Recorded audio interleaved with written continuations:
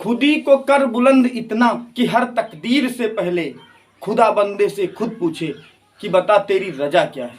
Good morning दोस्तों, आइए इस वीडियो में हम लोग जीवों में जनन का पार्ट 4 देखेंगे और इसमें हम पौधों में होने वाले अलैंगिक जनन के बारे में चर्चा करेंगे। तो आइए देखते हैं। सबसे पहले हम देखते हैं अलैंगिक जनन होता क्या है, असेक्सुअल रिप्रोडक्शन क्या होता है। तो देखिए, मैंने बताया है कि पौधों में जनन यानी जीवों में जनन 3 विधियों से होता है। कायिक अवधि, अलैंगिक अथवा लैंगिक जनन। तो जो अलैंगिक जनन है, इसमें जीव के अंदर किसी विशेष प्रजनन अंग की जरूरत नहीं होती है, अर्थात ये बिना प्रजनन अंगों के ही अपना जनन करते हैं, इसलिए ही इसे अलैंगिक जनन कहते हैं। ना ही इसमें नर और मादा युग्मक की आवश्यकता होती है।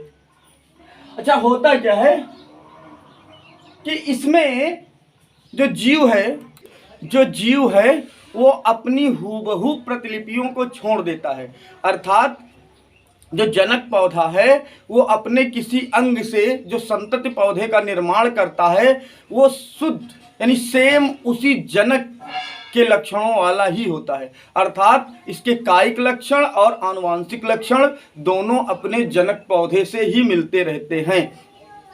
अतः इन संतति पौधों को क्लोन या पुंजक भी कहते हैं। ये प्रश्न आता है, कभी कभी टिप्पणी में पूछ लिया जाता है या 1 नंबर में पूछ लिया जाता है कि क्लोन किसे कहते हैं। तो जो ये जनक पौधे होते हैं ये अपनी हूबहू प्रतिलिपियों को छोड़ते हैं और उनके कायिक तथा आनुवांशिक लक्षणों में कोई भी परिवर्तन नहीं होता है, अर्थात वो अपने जनक पौधे के समान ही होते हैं। इन संतति पौधों को ही क्लोन या पुंजक कहते हैं। अच्छा, यह जनन जो है बड़ा ही सरल होता है और उदाहरण के लिए किसमें होता है, देखो जीवाणुओं में इस प्रकार का जनन पाया जाता है, अलैंगिक जनन माइकोप्लाज्मा में पाया जाता है, नीले हरे शैवालों में पाया जाता है, अमीबा में, पैरामीशियम आदि में इस प्रकार का जनन पाया जाता है। अच्छा, अब इस प्रकार की जो जनन है, ये जो जनन है अलैंगिक जनन, इसकी कई विधियां हैं। सबसे पहली विधि है द्विविभाजन या द्विखंडन, जिसको इंग्लिश में हम कहेंगे बाइनरी फिजन। अब देख लेते हैं कि बाइनरी फिजन में क्या होता है, यानी द्विविभाजन या द्विखंडन में क्या होता है, थोड़ा सा समझ लेते हैं। देखो, जैसे कि इसमें एक जीव युगलीना, एक कोशिकीय जीव इसमें भाग लेते हैं, इसलिए हम मान लेते हैं, मान लो ये युगलीना है।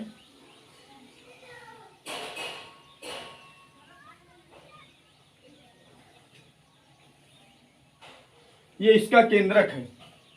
अब धीरे धीरे ये इसका केंद्रक जो है वो विभाजित होना प्रारंभ कर देता है। इसका केंद्रक विभाजित होना प्रारंभ कर देगा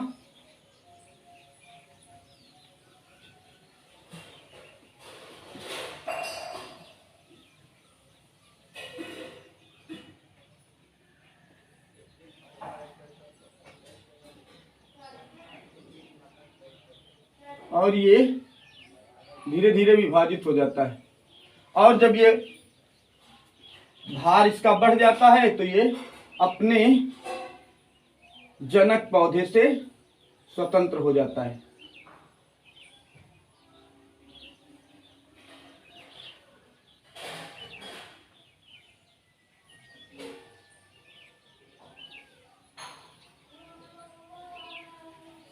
ये मैंने युगलीना का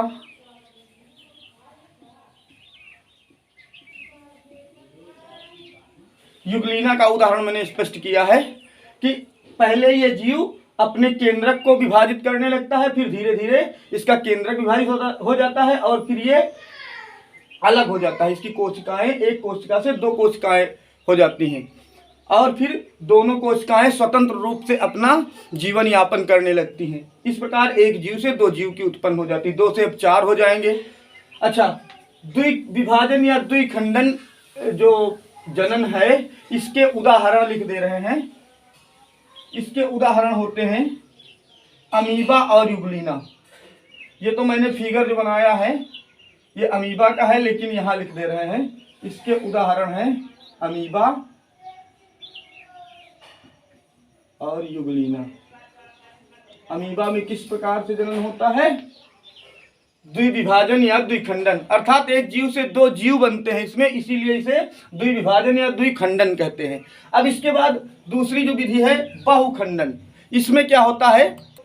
यह है बहुखंडन। बहुखंडन में क्या होता है कि पहले तो आप लोग इसका स्क्रीनशॉट ले लीजिए, अगर लेना चाहते हैं इसको हम मिटा दें। देखो जो बहुखंडन है इसमें जो जनक जीव होता है अर्थात जिससे संतानें उत्पन्न होंगी, वह जीव अपने शरीर को कई भागों में बांट देता है, कई खंडों में तोड़ देता है, और उसके शरीर का जो प्रत्येक खंड है वो नए संतत जीव का निर्माण करता है, अर्थात उन खंडों से नए जीव बन जाते हैं। इसीलिए इसे बहुखंडन या मल्टीपल फिजन कहते हैं। और इसका उदाहरण है प्लाज्मोडियम तथा स्पायरोगायरा। लिख देते हैं प्लाज्मोडियम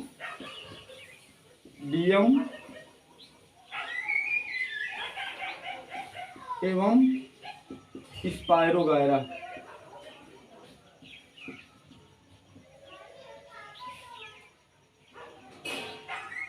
ये इसके दो उदाहरण हैं। और इसके बाद फिर जो जनन है वो होता है, वो है मुकुलन, बडिंग। अब देखो मुकुलन में क्या होता है, ये महत्वपूर्ण, परीक्षा की दृष्टि से मुकुलन महत्वपूर्ण है, क्योंकि ये भी कभी कभी टिप्पणी में पूछ लिया जाता है या फिर एक नंबर में जो छोटे छोटे प्रश्न होते हैं उनके अंतर्गत पूछ लिया जाता है।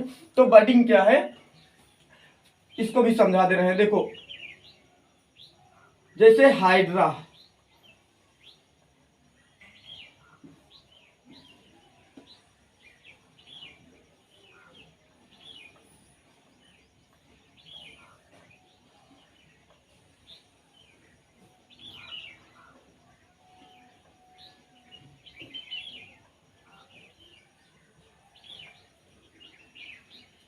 मान लो ये हाइड्रा है।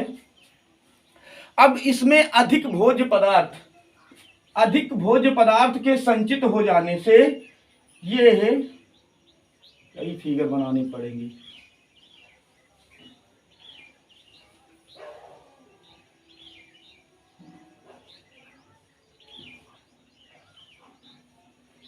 ये अपने शरीर में अधिक भोजन संचित हो जाने के कारण कलिका जैसी, बड का मतलब ही होता है कलिका जैसी संरचना को उत्पन्न कर देता है। अब यह संरचना धीरे धीरे वृद्धि करने लगती है। ये जो बड है ये धीरे धीरे वृद्धि करने लगती है,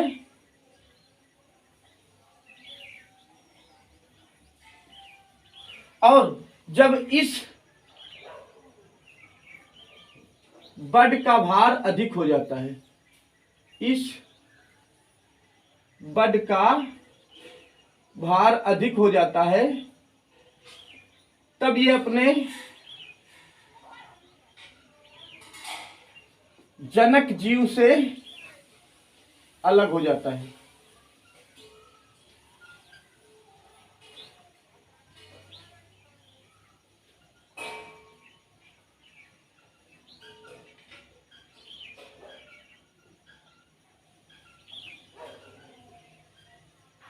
ये इस प्रकार से हाइड्रा में जनन होता है। और इसके उदाहरण है, मुकुलन का अगर उदाहरण आपसे पूछ ले तो इसका उदाहरण होता है यूग्लिना, सॉरी हाइड्रा, इसका उदाहरण है हाइड्रा। तो हाइड्रा में किस प्रकार का जनन पाया जाता है? तो हाइड्रा में बडिंग यानी मुकुलन प्रकार का जनन पाया जाता है, मुकुलन होता है। किस विधि से हाइड्रा अपना जनन करते हैं? तो आप लोग बताएंगे मुकुलन। अब आप लोग इसका भी स्क्रीनशॉट ले लीजिए जिससे कि हम इसको मिटा दें, उसके बाद आगे बता रहे हैं। हो गया, मिटा दें।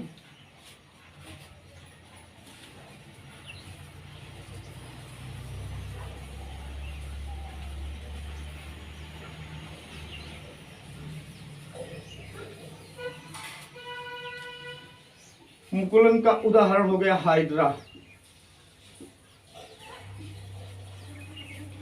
अब इसके बाद आता है बीजाणु जनन। तो जो ये बीजाणु जनन है, अब देखो बीजाणु जनन क्या है। कुछ पौधे जो है वो बीजाणुओं को उत्पन्न करते हैं और वही बीजाणु अंकुरित होकर नए पौधे को जन्म दे देते हैं। उन्हीं जो बीजाणु हैं उनसे उनके अंकुरण द्वारा नए पौधे का जन्म हो जाता है, इसलिए इसे बीजाणु जनन कहते हैं। अब आप लोगों को बीजांड वाला बीजाणु नहीं समझ लीजिए, क्योंकि बीजांड में तो निषेचन की क्रिया के पश्चात जनन होता है। ये गोल संरचनाएं होती हैं जिनसे स्वयं ही अंकुरित हो जाते हैं अनुकूल परिस्थितियों में और नए पौधे का निर्माण कर लेते हैं। इसका उदाहरण है यूलोथ्रिक्स। लिख दे रहे हैं यूलोथ्रिक्स।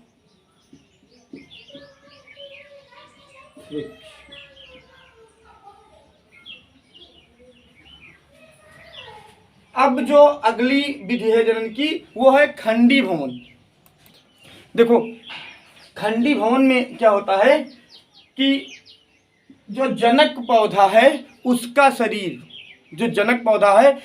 शरीर 2 या 2 से अधिक खंडों में टूट जाता है और टूटे हुए प्रत्येक खंड संतत जीवों को जन्म देते हैं, अर्थात नए जीवों को जन्म देते हैं। इसीलिए खंडों द्वारा नए जीव का जन्म हुआ है, यानी जो जनक पौधा है उसके खंडों द्वारा नए पौधे का निर्माण हुआ है, नए पौधे का जन्म हुआ है, इसलिए इसे खंडी भवन कहते हैं।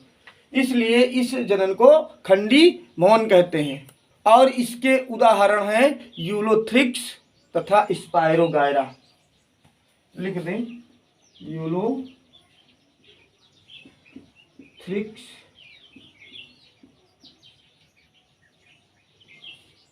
तथा स्पायरोगायरा।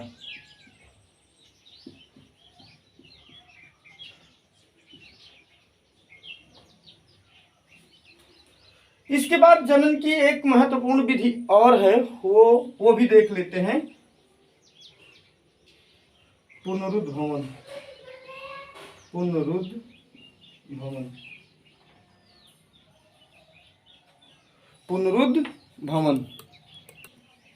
देखो पुनरुद्भवन को रीजेनरेशन कहते हैं।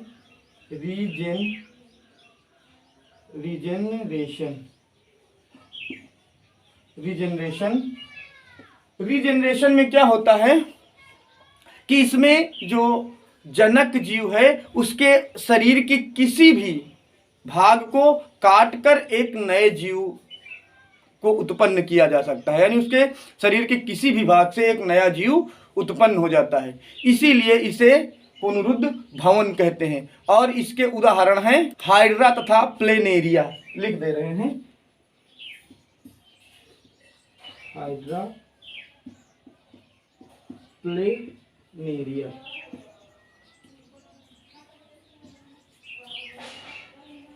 ये इसके उदाहरण हैं। तो अलैंगिक जनन की जो 6 विधियां महत्वपूर्ण थी वो मैंने आप लोगों को समझाने का प्रयास किया है। आशा करते हैं कि ये विधियां समझ में आ गई होंगी। अच्छा, हम देख रहे हैं कि जो मुकुलन है इसमें एक और लिख लेते हैं ईस्ट में भी मुकुलन की क्रिया होती है। मुकुलन मतलब मुकुलन द्वारा जनन की क्रिया होती है। देखो तो ये था पौधों में अलैंगिक जनन। अब इसके बाद अगले टॉपिक को हम नेक्स्ट वीडियो में देखेंगे। आशा करते हैं कि ये वीडियो आप लोगों को अच्छा लगा होगा। हाँ, एक चीज़ है, आप लोग कमेंट कर दीजिए आपको वीडियो कैसा लगा, या जो भी सुझाव देने हैं वो कमेंट करके आप लोग बता सकते हैं। तो आप लोग खूब आराम से इसका स्क्रीनशॉट ले लीजिए और अगले वीडियो तक, जब तक हम अगला वीडियो लेकर आप लोगों के सामने नहीं आते, तब तक के लिए जय हिंद।